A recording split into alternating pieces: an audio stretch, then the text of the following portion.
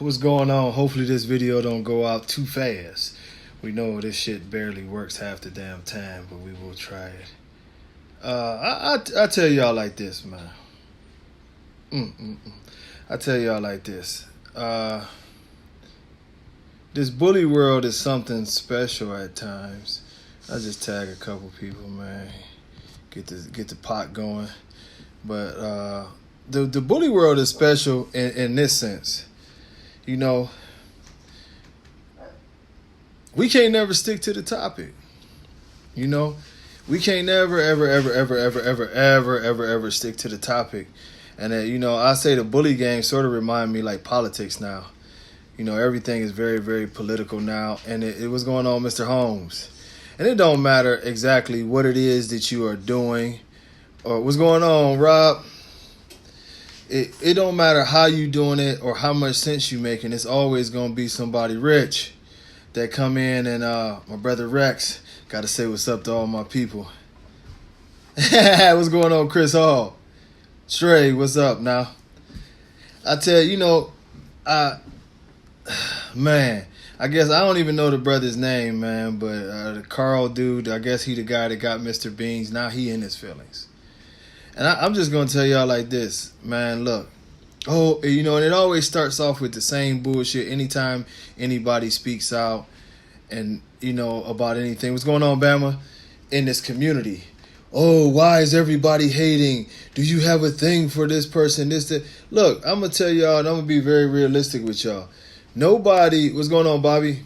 Nobody hates on anybody to just, you know what I mean, to just say something.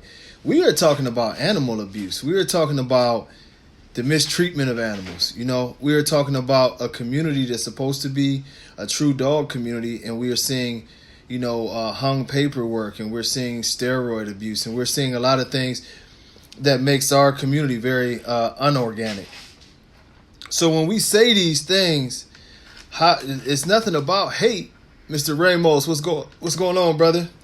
It's more so about our ability to fairly assess the things that are going on in our community. If you don't like it, then I've told people many times, and I'm trying to be an asshole or anything like that, but this page probably isn't going to be for you, because we are going to be very open about the mistreatment of animals and the discreditation of this breed on this page. That's what basically what the whole page and everything is about, is about keeping everything on a nice even keel to better the breed. Our ultimate plan, what's going on, Joey? Our ultimate plan is to improve the breed, not to kiss people's asses, not to become popular, not to do any of those things. Our ultimate plan is to improve the breed and get it back to where it was supposed to be. You know, when you start talking about a breed, and we do have someone who will be coming in with us, and I'm trying to convince him to judge, although he's not into the judging thing very much. But you know, he's from the Doberman world, and one of the things that he told me with the exactly Ramos, healthy dogs matter all day. One of the things that he told me in dealing with our breeds is that the reason that we don't really ever have a chance, or we haven't had a chance to make the American bully what it's supposed to be, is because of the obvious, you know, the constant lack of actual breeding morals, you know. Can a dog? Yes. Okay, I'm gonna answer Rex's question, then I'm gonna jump back in. A dog who was sterile can come back to being producing viable semen again. This is what has to happen, and these are the conditions. If the dog has some kind of infection, if the dog has some kind of infection with the proper antibiotics and treatment, that it can get back to producing viable semen. Usually that takes about 30 days after the infection is gone for that the semen to mature and be to a point to where it's viable again. So yeah, usually about 30 to 45 days if it was an infection. If it was because of steroid use, absolutely. Now what happens with steroid use is something different. Steroid use, the reason why the semen is not viable is because of the abundance of testosterone in the system basically shuts down the testicles. And with the testicles being shut down, that means there is no actual semen production going on. So generally what will happen is you're looking at probably about a 60-day span.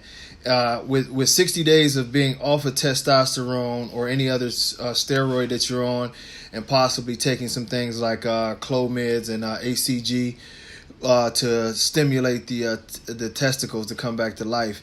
If you haven't went so far past the line that you have testicular atrophy, the testicles will come back to life and they'll produce semen again. Now, now the reason why it's longer with steroids is because of two factors. With steroids, heavy use of steroids, if you're not taking the proper things and you're way over the limit, with the testicles shutting down, it takes about 30 to 45 days, depending on what you're taking and how far gone you were, for the testicles to come back to life. Now, once the testicles have come back to life and are functioning again, it takes another 30 days for the semen that they originally produced to come to maturity. Because from the start to finish, it's about 30 days for semen maturity. So, yeah, it can happen. But the one thing about it is, and we do talk about steroids a lot in this community now.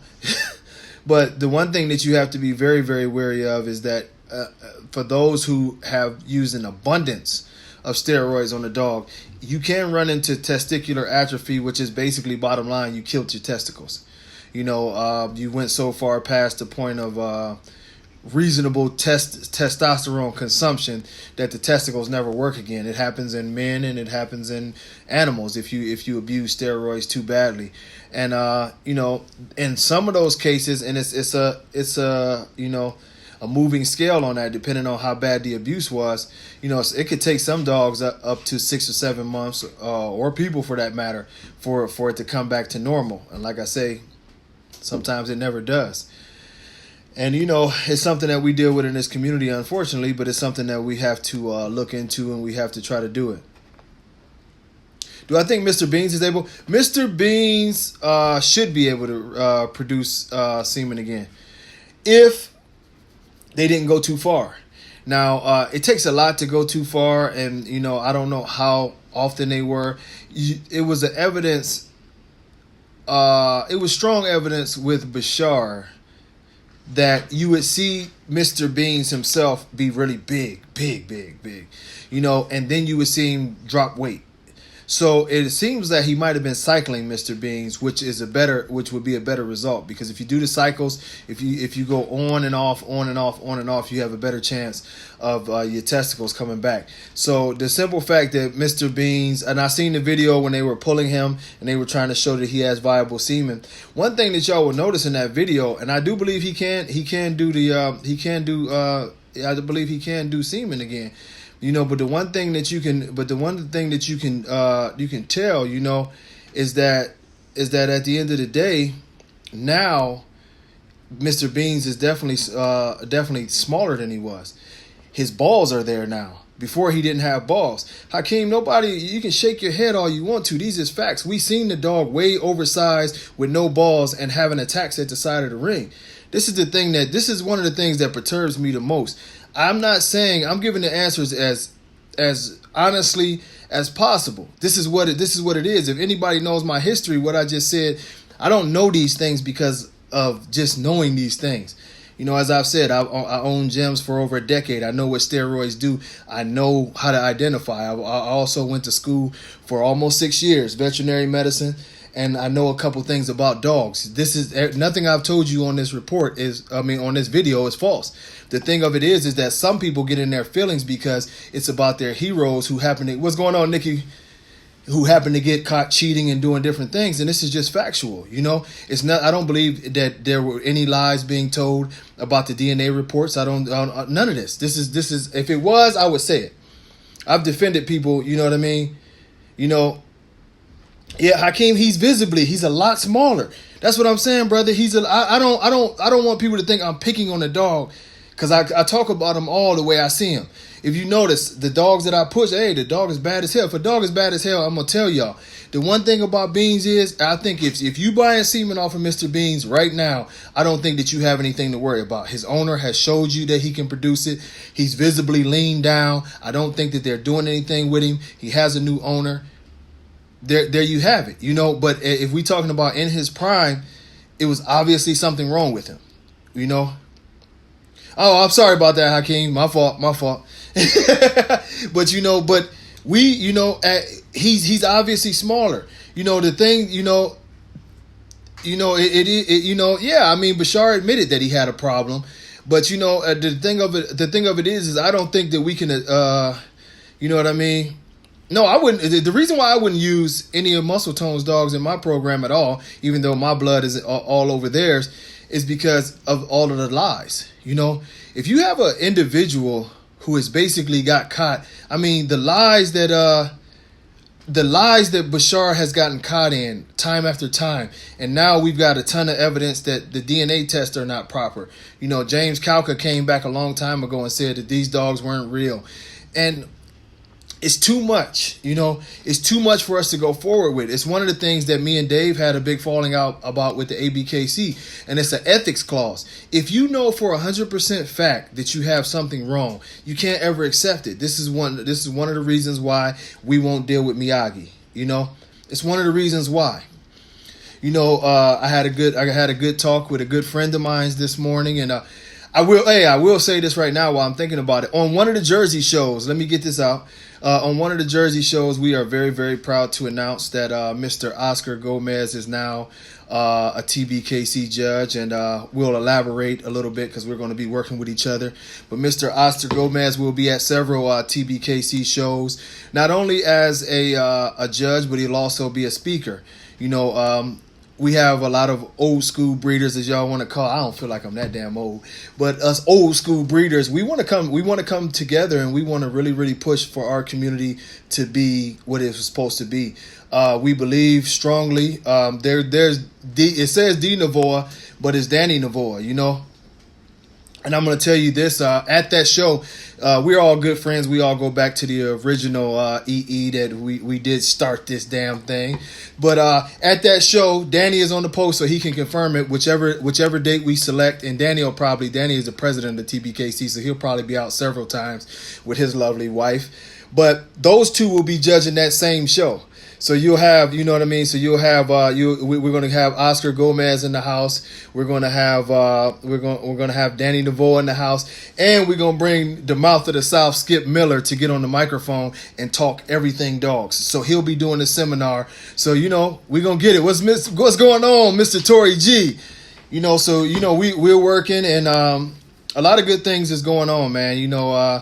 I would like to tell y'all, yeah, I apologize. It's been a rough year, and you learn some things. So, basically what we end up doing is I end up firing everybody that was dealing with our technical stuff, and besides my man Nate Dogg.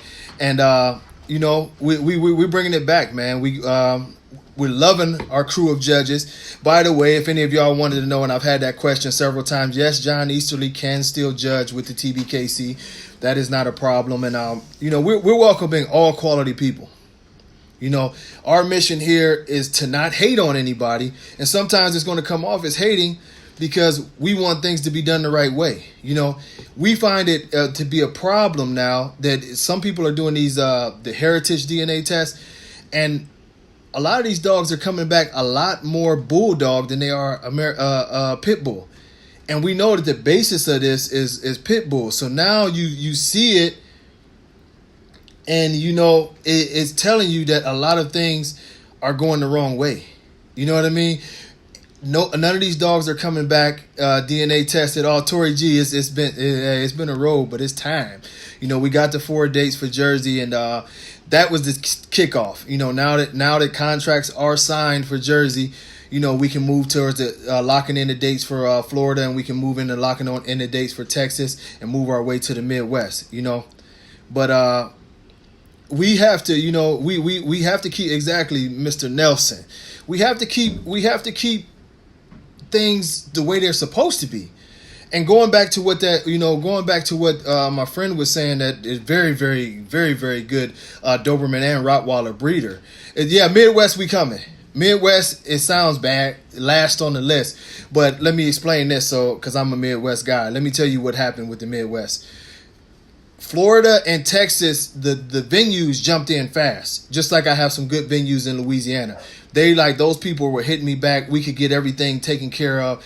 everybody that I've dealt with in Florida, including the place that you had me call Mr. Woods, all of those people are pretty much like, you got your dates, just let me know. So it needed to be a domino effect. Y'all seen me announce this stuff, and we'll put the banner out today for Jersey. But they had some great people there, and they made it easy. Now you'll see Florida's dates like, brrr, and then it'll come all the way around. But I didn't want a situation to where we had too many shows on the same day, because we don't have 50 million judges. We're going with quality over quantity, and our judges will be stressed.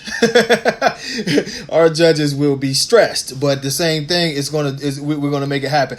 Absolutely, California, we will be there, and more than likely, when we come to California, I'm thinking it's going to be some good collaborative efforts with some of the friends that I have. You know what I mean? You know what? We doing a whole new site. This is a decision that will actually be made early in the week next week. Are we going to? The old site is actually dormant. We can click it with a click of a mouse. You can put it back up. But I think we're going to just have them do the new site, and they told us it's only like a couple weeks span for them to get that together. So let's just say sometime in March you'll be able to do everything, and we'll catch up. But we were totally dissatisfied with the way everything was going. You know, we want to be fast like everybody else. It was ugly for us to do one paperwork. It was taking like 40 minutes. Just the system wasn't how it was supposed to be. So, you know, we need to go with somebody else. We got a marketing team. We got commercials. Hey, Donald Holmes, I'm trying to get like you. we got a lot of things going on, man. And, unfortunately, I got slowed down this week. I want to send a shout out to, my big cousin, Shelton Brown. Rest in peace. I'm going to tell y'all, some of y'all, I thank y'all, because a lot of y'all sent me those condolences. But I'm going to give my dude a shout out on this live for a second, man. And hopefully I can hold back some damn tears. I done did enough of that. But this was my cat, right? This was my big cuz, and about 7 years older than me. But he was the first, everybody meet that first person that you believe is Superman. That was my cousin, man. He was the first person that I seen put 405 on there, and just, it was so smooth. Big Shelton was just so smooth, just, yeah. And I mean, literally, 8, 9, 10 reps with 405 without even warming up. This was the first dude that I ever thought, like, damn, this is Superman. And he was a good-looking guy. And later on in life, he became a pastor. And not one of the typical pastors. He was a real pastor. He was the type to get out there, and he did a lot of things with the kids in the community, bringing the community together, man. Shelton Brown, man, he was a hell of a dude. And unfortunately, a couple weeks ago, a couple weeks ago, it was time, to go in for a heart transplant. It's amazing. 47 years old, needing a heart transplant. And it's almost something that you can make a movie out of, because on Facebook, he wrote a book, you know what I mean? And the thing of it is that, he what's going on, Pete? Peter Hibbert, Jamaica. But he wrote a book, and he wrote a lot of things, that's very, very inspirational, that I hope that no one deactivates the page or anything, because he really, really wrote some incredible things. He reached out to everybody, let them know he loved them, and he had a big community, because like I said, he was one of those, everybody got those preachers in their community that, basically I go knock on the door of the crack house and tell everybody to come out and get to church type of dude, man.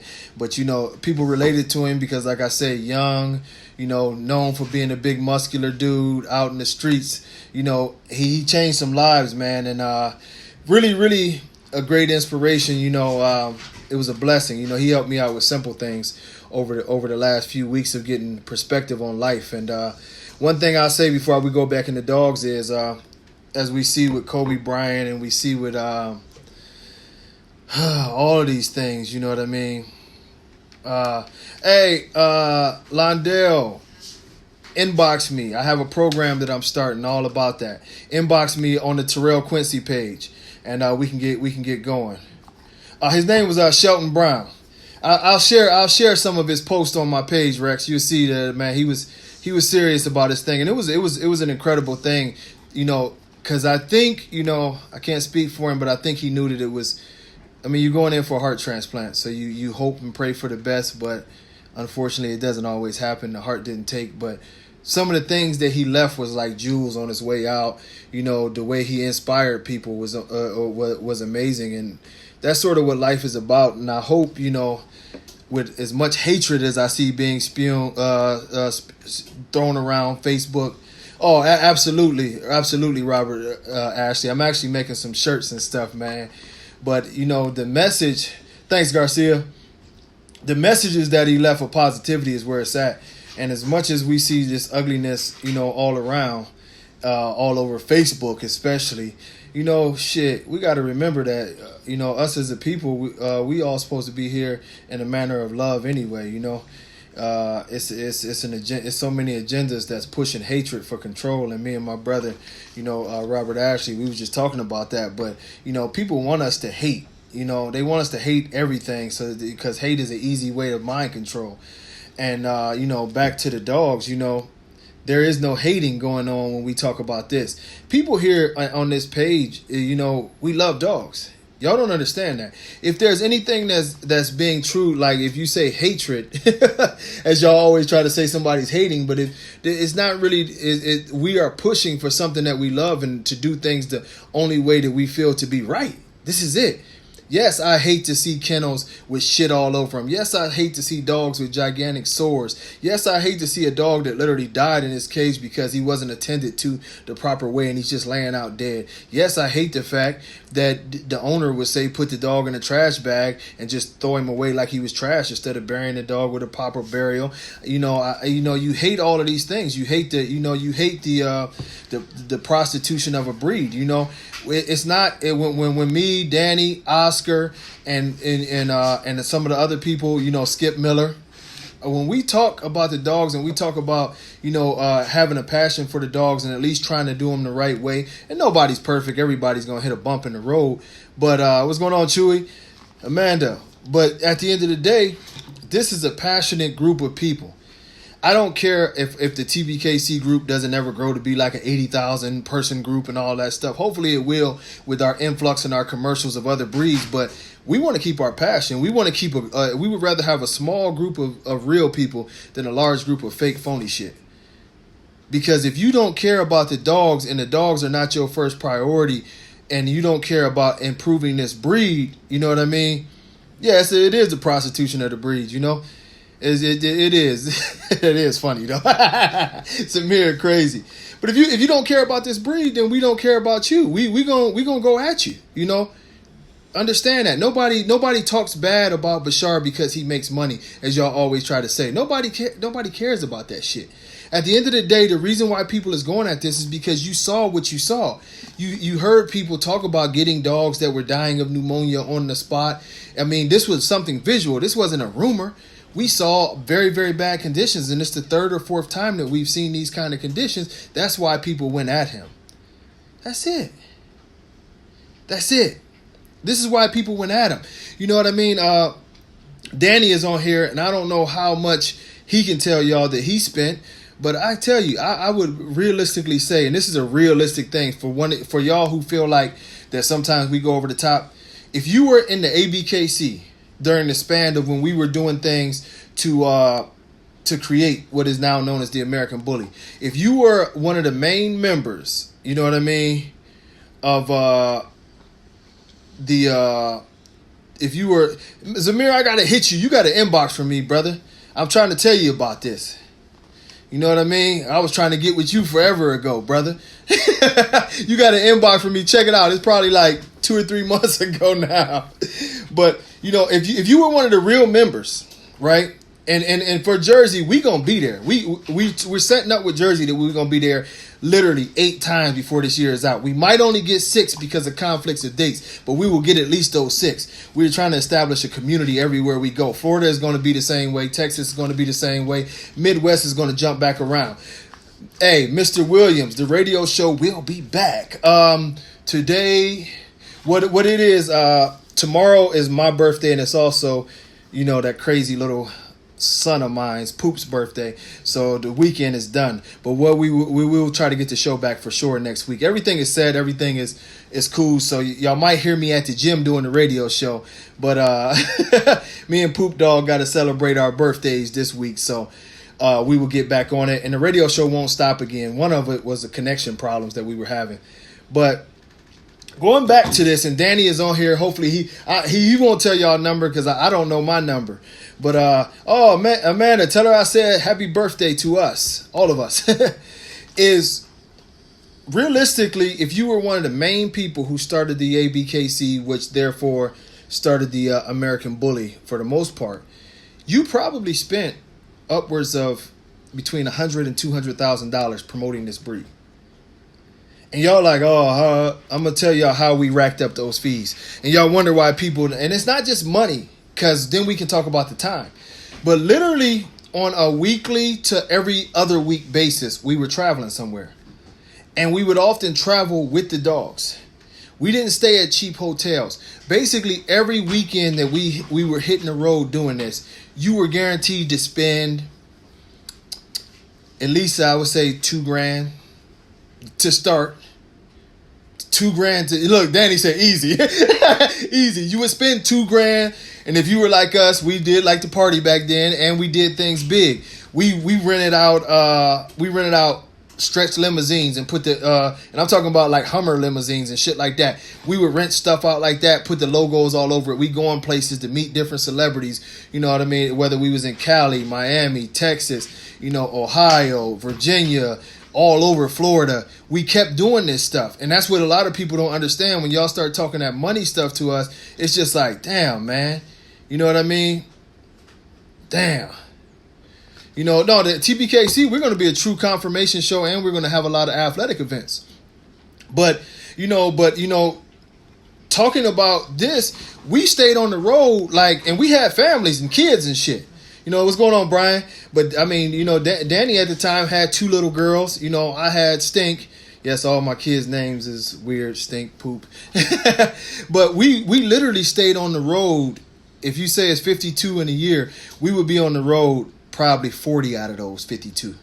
I mean, we was constantly on the road. We was on the road so much that at those times, basically what we would do is we would spend holidays together.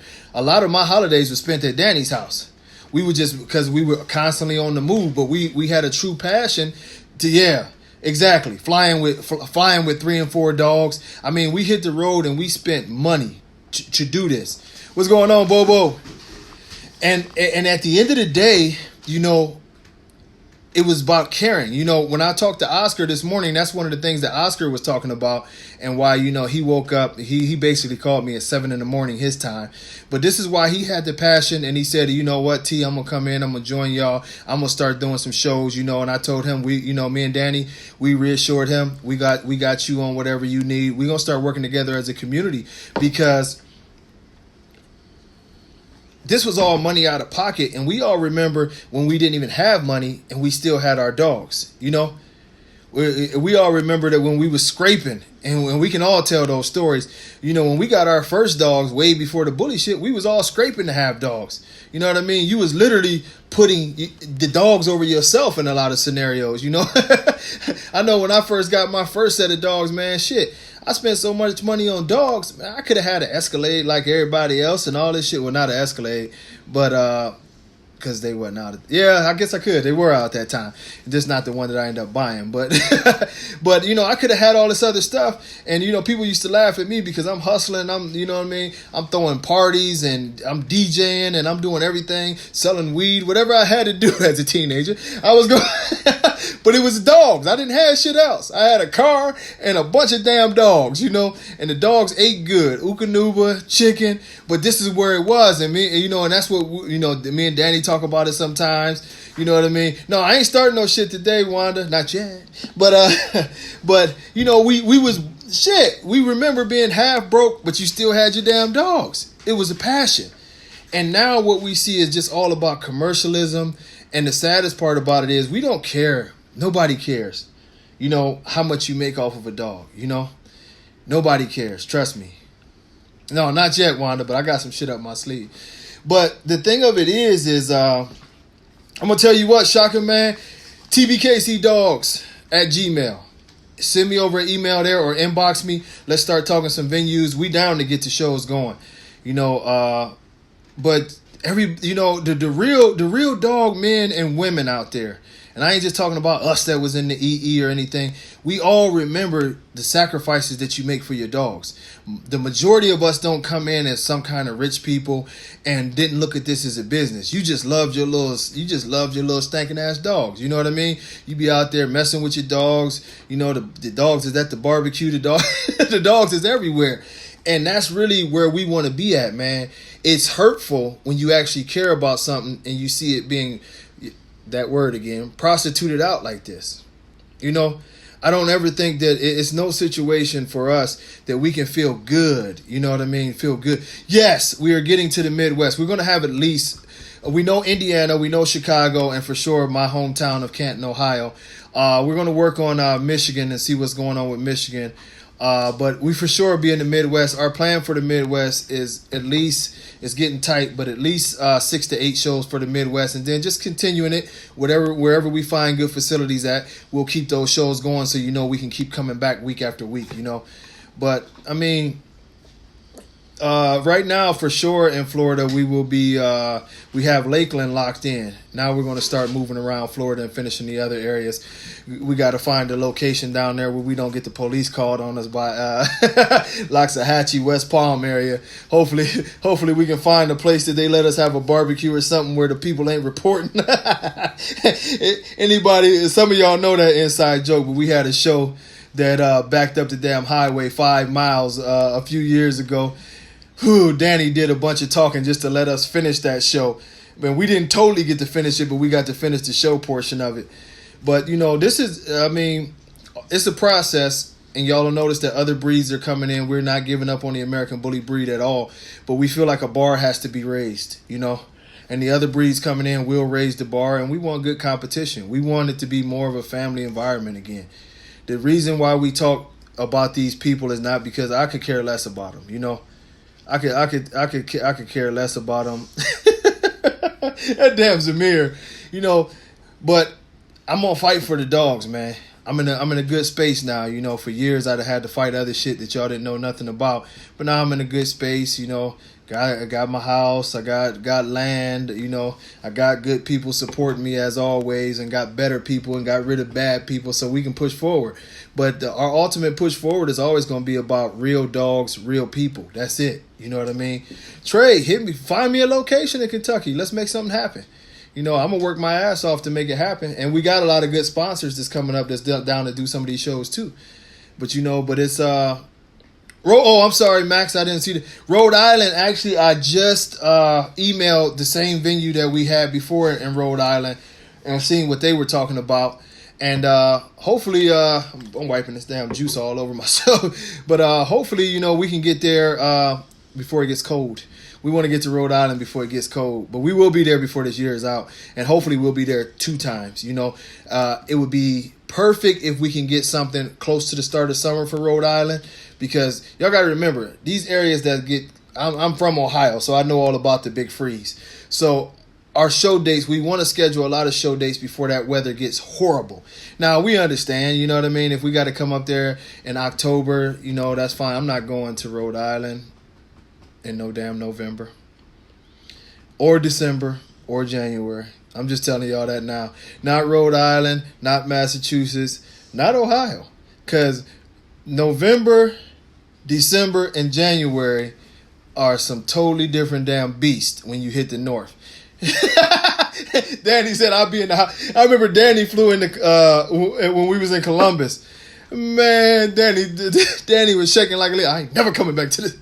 And it wasn't even that cold. Well, not cold for y'all Northerners. No, like 40 degrees ain't cold to us. But Danny is a straight Florida boy, and man, he hit that 40 degrees, and I ain't never coming back up this one.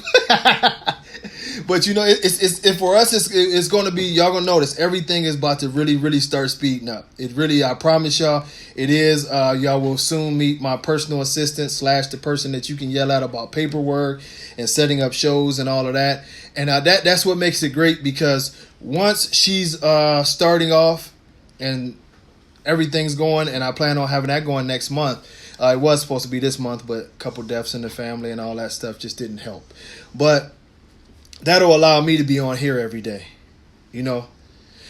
Man, oh yeah, it's free. You know it's freezing. Zamir, you ain't got to tell me. I call home every day and they complaining about the cold weather. They complain about the cold weather every year. Bobo start complaining about Chicago's weather in the spring. He be Bobo start complaining about as soon as the only time he happy is in 3 months of summer. After that, let me say the fall. Once the fall started, Bobo like, I ain't with this shit, man. I'm like, but you from Chicago? How is you crying about we damn Eskimos up there? But one of the things that I hope that and this is something that I want to say before I get off of here. One of the things that I want to say to y'all is this. There's going to be a lot of communities. I appreciate it, Zamir. I mean, not a lot of communities. There are going to be a lot of things to do in this community. What's going on, Keith? The one thing is this.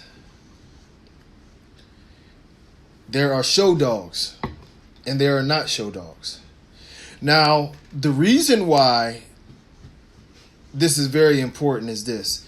A lot of people in the community are going to buy dogs, and some of them aren't going to cut it in the show ring. We have to keep our show ring at a very, very high level. So a lot of these dogs are not going to make it in the show ring. But let me tell you this.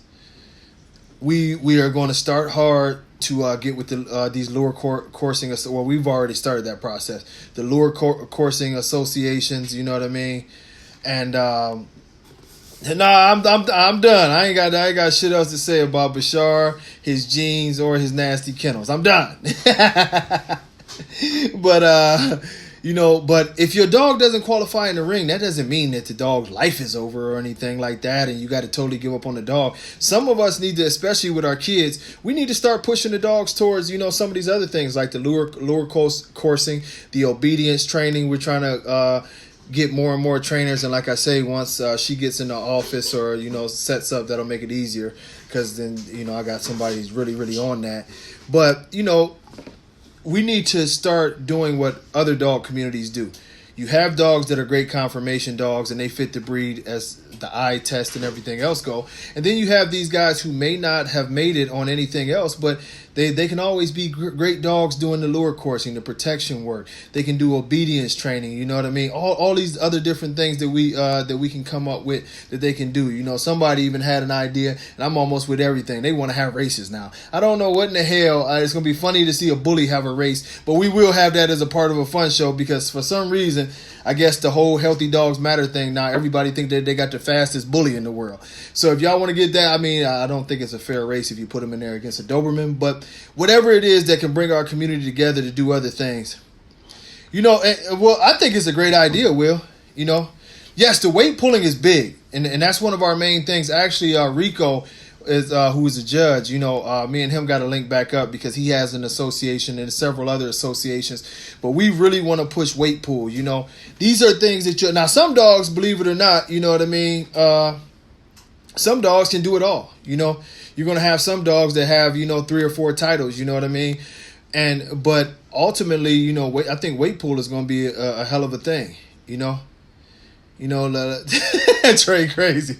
Weight pull is going to be a hell of a thing, and I really like those kind of events because it pushes health. You know what I mean? The protection work, you're not going to see an unhealthy protection work dog. You're not going to see unhealthy dogs doing these physical events, even like the lure coursing. We get somebody to get out there and set up a course and we try it. And you don't have to be great at these things to try these things. Just try it and get your dog out there and start having some fun. One thing at these shows that I noticed, and we had fun at our last show, but one thing that I noticed, you know what I mean, is that we know Sarah gonna stay up on it, Will. If she ain't, eventually she gonna be the head of the damn TBKC, because she know more than most. And I'm serious. Little girl, big brain. She know a lot of things, but that's the way we want our kids to be. It's funny, Will, you was talking about Sarah with that, and the other day I was shocked because I was talking to Poop, and he just starts going into this little tirade about his Dobermans, and he got a whole plan. And the funniest thing is his plan actually makes sense. He was like, well, he told me he was going to get him a red girl, and he had to get another red girl from a different breeder. And I said, well, why they got to be from a different place? And then literally, now this dude is 4, he'll be 5 tomorrow. But he literally told me the reason why he can't get his girls from the same place to breed to his big male that we already have is because when those girls have puppies, he wants to keep a male and a female from each dog, and then he's going to crossbreed them two. And now I use the term crossbreed. He was just telling me how he's going to do them, and then how he's going to take one back to the dad. And his program, I'm listening to this shit, and I'm like, this dude really does sit and listen to when I'm on the phone or I'm on these videos, because he's totally figured out how to put a breeding program together. And you know what the craziest part is? He totally understands how not to breed dogs tight. I said, how in the hell did you pick all of this up? Because I don't really grill him about dogs. You know, I grill him more about conformation. But to see a 4-year-old, see, Will, they listen to us. You know they listen. You know, Will, if y'all don't know, Will is with the TBKC, and his daughter, man, quiz her at a show. If y'all come out to Jersey, quiz her. You'll see. She can break down the conformation of a dog like an adult can, but probably better. You know, but it's great, and she knows he teaches about the maintenance of the dogs and the different things to do with the dogs. You know what I mean? This is what we want. We want a community where we can raise our kids up in the community to not only respect dogs, but have knowledge of the dogs. And I know I keep jumping around, but that was one of the things that this gentleman with the Rottweilers and the Dobermans, who's been very, very successful, and hopefully I can convince him to get out here. If we're going to make the American Bully breed what it's supposed to be, like he said, you're literally looking at 25 years of no change. I said 25 years. He said 25 years. You know, and and we talked and we had a good conversation. And he said, have you ever looked at Dobermans? And I'm like, of course, I've got them, you know. But he said, the funniest thing about Dobermans, if you go through the Doberman community, you rarely find train wreck Dobermans. Now you find, yeah, you better do some research, Will, because Sarah gonna be on it.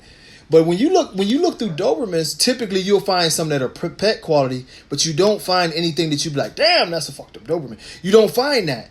And the reason why you typically don't do that is because, you know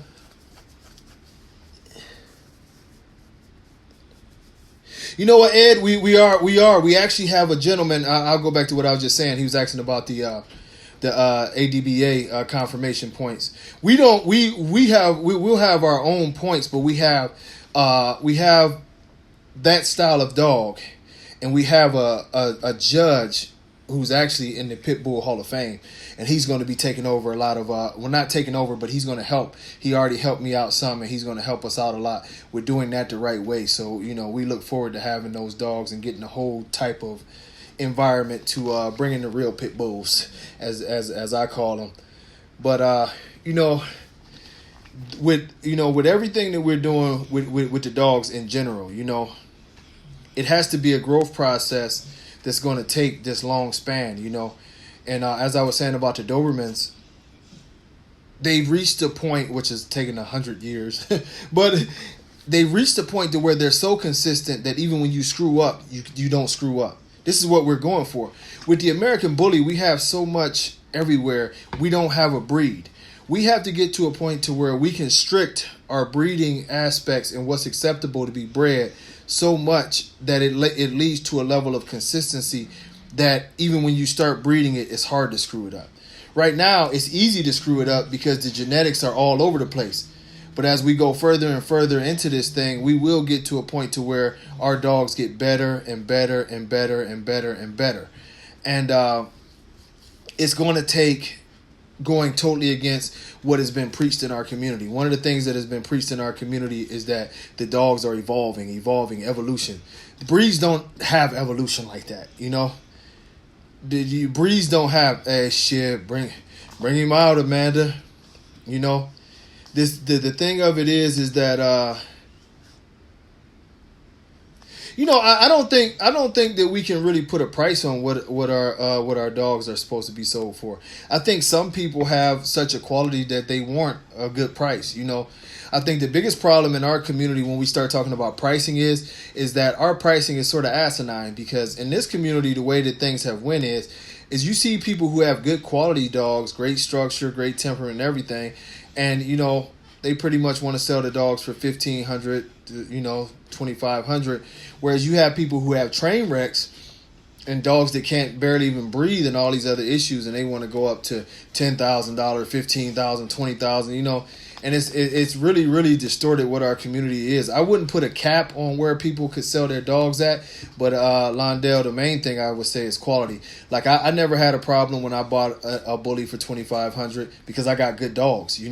When I did buy them, I got good dogs from people. But at the end, it's ridiculous. The difference between a pocket and an exotic is the pocket is really a true American bully. It's small, 14 to 17. 17 is the cutoff. 17 is where standard starts at. The exotic is a mixture of a bunch of dogs, and the exotic is Boston Terrier, French Bulldog, English Bulldog, American Bully. It's a lot of different things. The exotic and the American Bully are really two totally different dogs.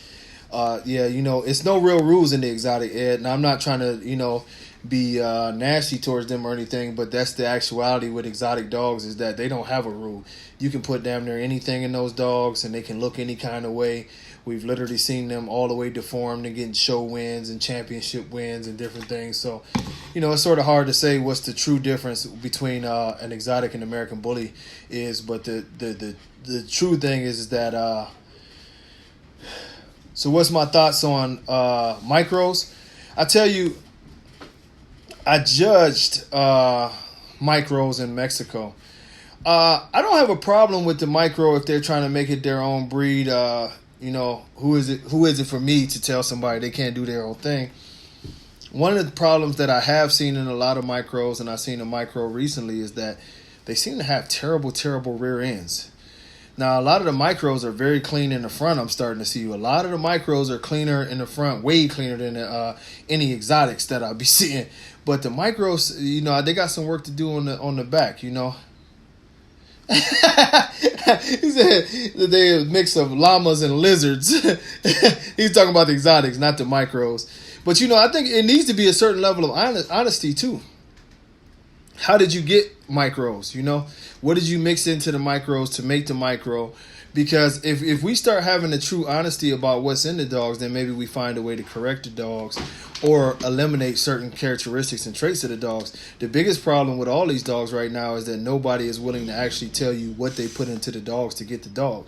It's just always like, man, it's this, and they hand you paperwork, and you're like, hold on, man, you got a 12-inch dog out of a 16-inch dog? What the fuck?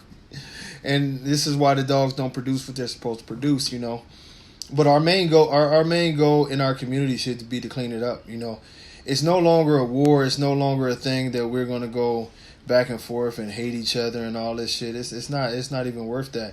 The truth of the matter is that certain people here are going to love clean dogs. Certain people here are going to really, really want to see this community be what it's supposed to be about. And hey, Londell, stay on this one. You'll see more and more people talking about clean dogs, because this is what this page is all about. And I got to do better. But we have to get to a point, man, where it's all about clean dogs, man. Like I was saying, it's not a war. It's not a back and forth anymore. Certain people like trash dogs. We're going to talk about those trash dogs. We don't owe it to them not to talk about those trash dogs or the things that they do with their trash dogs. That's up to them. But when it comes to us, we have to go forward and make better dogs. Like the old man said, we need about 25 years, which some of us ain't going to breed for 25 years, but we need a strong 25 years of good breeding these dogs and doing them the right way before they can truly, truly be taken serious. It's going to be a process, but if we can stick to the process and not worry about the money and not worry about all the other things that people have to say and the popularity contests and all that bullshit, if we can stick to the script and truly go to confirmation health and put that first, we'll start to build something special. But if we stick in the mode that it's about money and it's about popularity and anything goes, and we doing basic stuff that threatens the integrity of the breed, like refusing DNA tests or registries, lying about DNA tests, we'll never get there. Some of you people really have to make a decision on whether or not the dog is the most important thing. The dog has to be the most important thing. We're working on some mentors. It's been a lot of things going on in the work. We're working on a podcast, which should be pretty cool. And basically, the way the podcast goes is a lot of us are going to get together to judge it, to judge shows and stuff like that. And sometime we're going to bring some of y'all in on the podcast. But we're going to sit down. Who knows? We might have some drinks or something, and we're going to talk dogs, you know what I mean? And these podcasts will be an hour and a half long, whatever.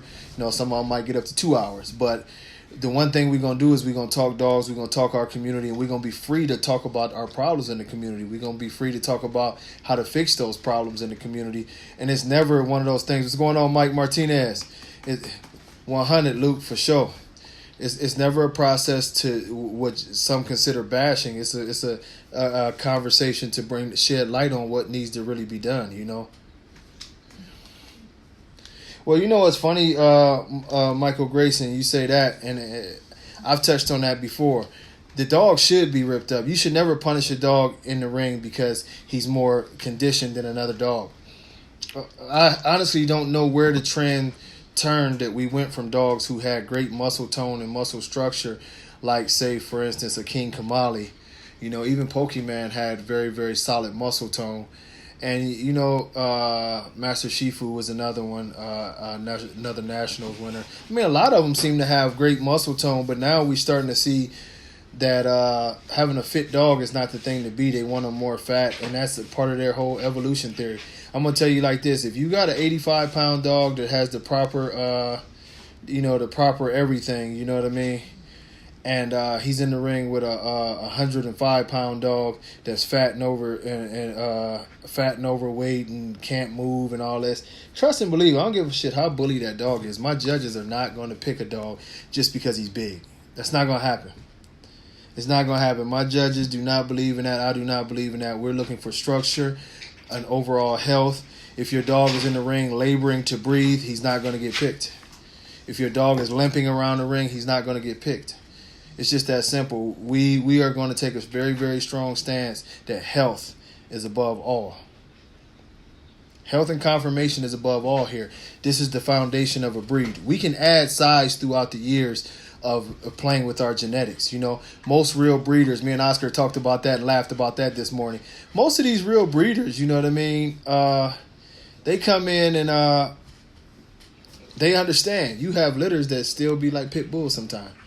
It don't mean you failed. It just means that that's a pet quality dog, and you move forward with the good dogs. But that's how you get success. Hey,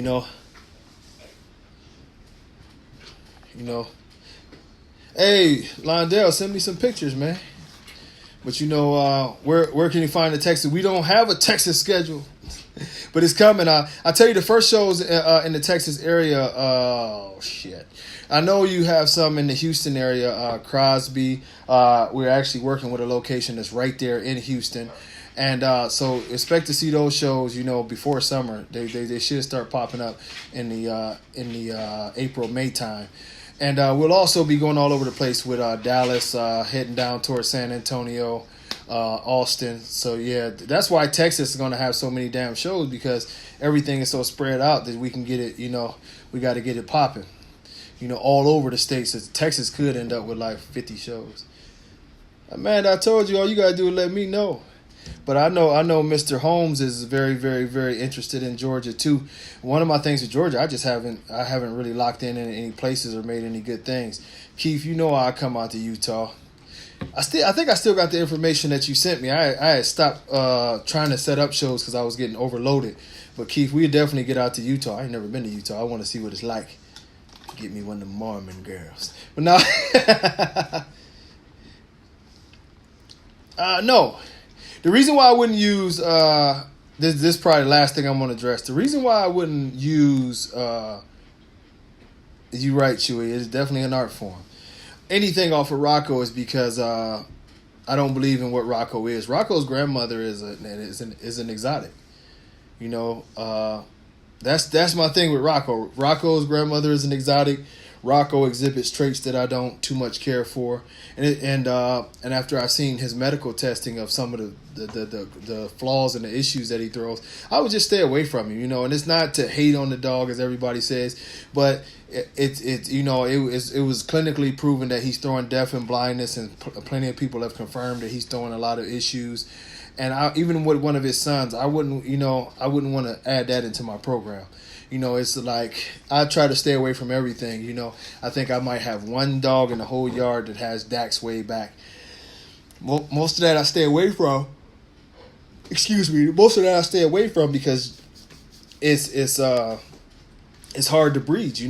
It's hard to breed. You got some guys like Chewy. Chewy has some excellent stuff he's done with Dax blood, but Dax blood is a lot easier to deal with for me than Rocco blood is, because it's a lot of mystery behind Rocco. You know what I mean? It's a lot of mystery.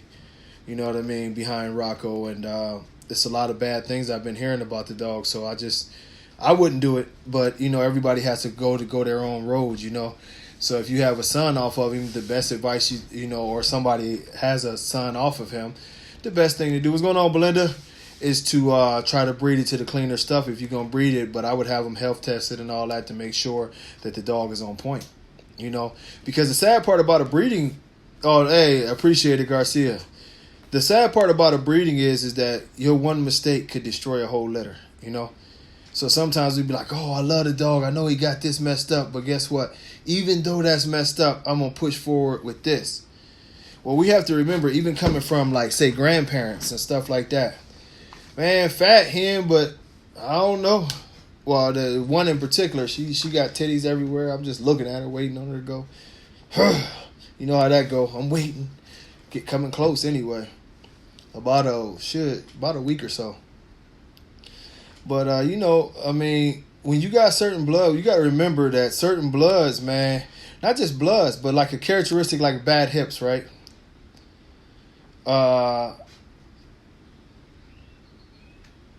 Bad hips in Rottweilers is known to be like a death pill. In the Rottweiler world especially, it's like you don't even, if the dog doesn't come good, you don't want to breed him, And it's known because the thing of it is that for whatever reason, that's like a strong gene or some shit. Once you get bad hips on the dog, it seems like it don't matter if it's their kids or whoever, they keep throwing that shit and they keep trying to throw it. And you got to be like you got to be really strict about staying away from those issues if you're gonna have it get up out of there. The venom line, I don't know, man. I have, what? It's it's not my cup of tea, but the one thing I will say, is that I don't know. I don't know if the venom line is really, really exactly American Bully. Not the dogs that I've seen. They're bully, but I think for what I think, I wouldn't mess with it. I wouldn't mess with it. I've seen, and the reason why I hesitate because I've seen some dogs off of there that look pretty nice. I just don't think that if you put them in an American Bully confirmation show, I don't think that they would do great, But it is what it is, Man, y'all want to do the controversies? If we did a show about the American Bully bloodlines and the controversies around them and what to stay away from, it would have to be a 3-part series, 4-part series, because it's so many issues and so many things that I figured you would, Zamir. It's so many things that throughout this community where it's almost every dog you can talk about that they had an issue. Yeah, to each his own. Yeah, I think, Mike, it's sometimes it just be a waste of time when they want to breed to you and they don't have the paperwork. If they don't have any way to get the paperwork. Nah, I'm sitting here, Rob. That's what he just asked me. I'm sitting here. Bitch ain't did nothing. But, I like to breed dogs without paperwork. If it's not a plan to somehow get paperwork, maybe single register the dogs and this and that and the other. It is what it is. Man, her crazy ass in there, Reno. I'm about to let her out in a minute. Yeah, she been chill, man. That's a chill. She a pretty chill dog. I let her run out around there with old Mandela. Denzel don't like to go out the house. But she cool, man. She out there. Well, she's actually in the house right now, but she'll be out there. She run around her few hours out of the day. She don't like to stay outside for too long though. The other dogs stay outside for like 10, sometimes 12 hours. I let them out at 5 in the morning. They be out all day until the damn sun about to go down. She like, I'm cool. Let me right back in. But we got some work to do, y'all. Man, we got some work to do. Hopefully we can start getting more and more information out here. I don't know if y'all seen that thing, right, that I put up about the chicken and the grain-free food. But y'all probably want to look into that, man, because it's been more and more severe problems with the chicken and the grain-free foods that we should probably take a look at. And I stayed away from it originally. I wasn't gonna say nothing about it because I'm like, okay, maybe this is just one. No, I'm not accepting dogs through DNA testing. All of my dogs have to be DNA tested. They need to bring paperwork, but everybody has to be DNA tested. Rico is the man. That's my dude, But I tell you what, man. The work is. What do I feed? I'm still feeding Victor some beef. And I don't even know what the company is, but the one company, they make the chicken in a bag with the vegetables mixed in. I mix some of that in there, but I feed the Victor High Pro. And sometimes when I can't get the Victor High Pro, I'll actually get some sports mix, and it worked for me. Diamonds have always worked for me too. So those are like my 3 go-tos, because sometimes the Victor, I don't know, it seems like they don't make enough of it. But diamonds has always worked for me, I mean, I think any of those 3, but this is my thing with food. This is my thing with food that I say. Every dog is different. I've seen people's dogs that work on one food, and you try it, and your dogs all break out and act like they want to die.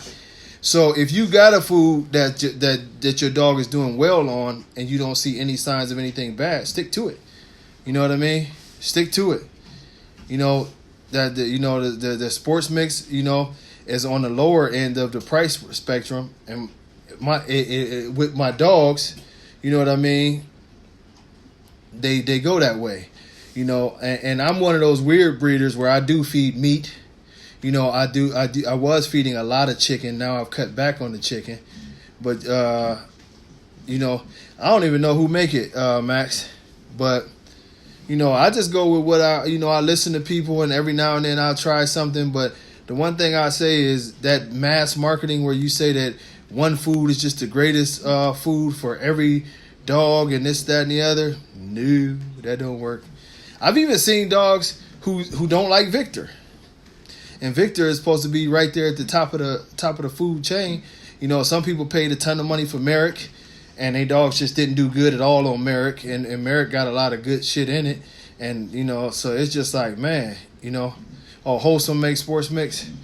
But we've been chicken people for a long time, sometimes it works real good, sometimes you like to mix it up with some dog food here and there. But I've been feeding chicken and dog food 20 years.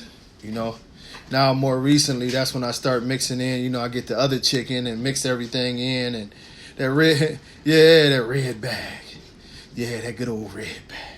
I went through so much of that shit. I don't know what to I don't know what. Hey, that old chicken in the red bag. Yeah. I done had too much of that. Okay, Purina Pro Plan. You know what, Mr. Holmes? I never used that, but I'm gonna put it on my list. Wholesome make a lot of good food. Shit. Yeah, Wholesome make a lot of good foods, man. I just, I seen so many people have so much luck on different dog foods. I think that's why we always get into the things about it, like Rich is saying, a lot of people go straight raw. I know that's one good thing about the raw. When they poop, that might be like a little piece of chalk. It don't be no, it don't be nothing there. No smell, no nothing. You know, you do a balance for all diet, and it can definitely work out for you to the best. You know. Now see there. Now Larry's saying his dogs worked out great on Merrick. You know, and that's what I'm saying about the food, man. It's something strange to where it's hard to say that one food works for every dog. You know, you got to mix them babies all around and find out what work for your dog. Cause see, that's like Denzel and Mandela. Now, they both chicken eaters, but Mandela won't touch fish. You know, as a matter of fact, he breaks out on fish, you know, whereas Denzel loves fish. You put a little fish in Denzel's bowl and he, boom, kill everything, you know. So I think, you know, dogs, sometimes I guess dogs is like people. You can't feed all your dogs the same thing all the time and everything don't work with the same dogs, you know. But I tell y'all what, man, what's going on, Nate? I got to get my butt back to work. What are you doing? I got to get my butt back to work and get some things going. Y'all see some ads going up and probably another video. But, you know, man, y'all keep on pushing healthy dogs, man. Let me take the flack. Let them talk bad about me. Let them make up a couple lies or whatever. But as long as we keep on pushing healthy dogs and confirmation, we'll be cool, man. The hell with these people. Okay, I see you, Rob. Oh, the 24-20, yeah. I like to hit them with a little bit of red meat too. I give them some of them damn livers, and man, I really a lot of times when it comes to the meat, I just give them whatever's on sale. Them cans of mackerel go good. You know, I do the same thing. I do a can of mackerel with a can of mixed vegetables. Bam, they kill it. Look at y'all, man. Y'all putting down all these good stuff, man. Well, hey, man, till next time, man. God bless y'all. I'm going to go call my kids and get some damn work done. Much love. God bless. Peace.